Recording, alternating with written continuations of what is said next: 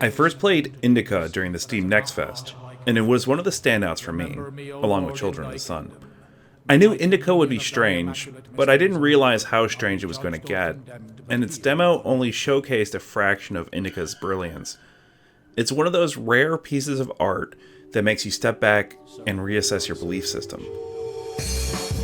In Indika, you play as the titular heroine as she grapples with her faith and contests the devil in her ear.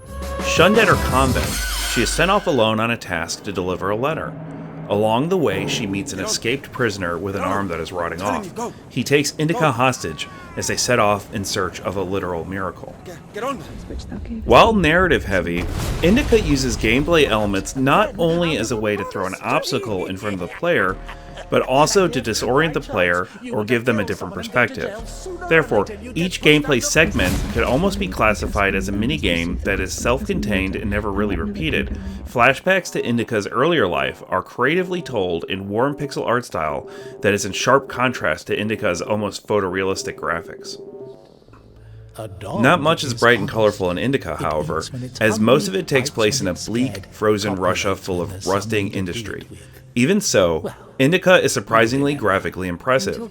It's not just its near photorealism, but it has a superb art style that ties it together.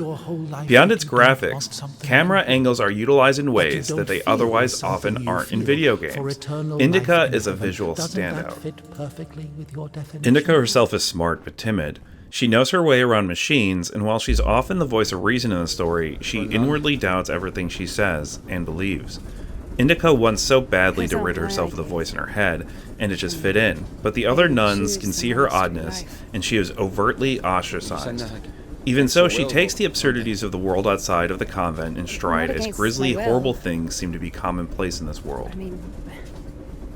There is also a strange play on perspective in Indika that makes the world seem like an alien place that is simultaneously familiar and terrifyingly different. Animals are larger than their real-world counterparts. Machines are impossibly large, with designs that make no concession for worker safety and would be absurd in the real world. There are even mentions of war and other hardships, but these are never central to the narrative, but it's all very effective set dressing.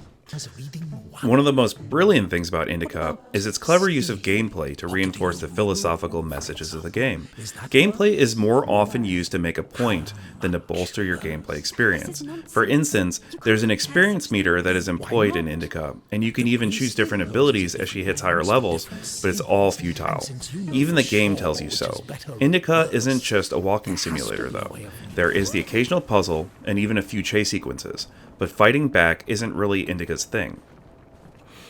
Indika is obviously trying to be a good, devout nun, but none of the points that Indika is accumulating can ever offer her the salvation that she seeks. And worst of all, it won't remove the devil on her shoulder, the one that's literally speaking in her ear, taunting and debating her in a way that makes her doubt everything she believes.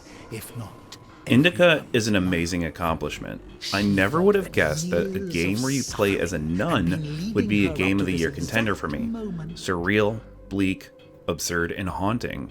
Indika is easily the best narrative game I've played all year. This is Denisovka. Thanks for watching. We are Culture Combine.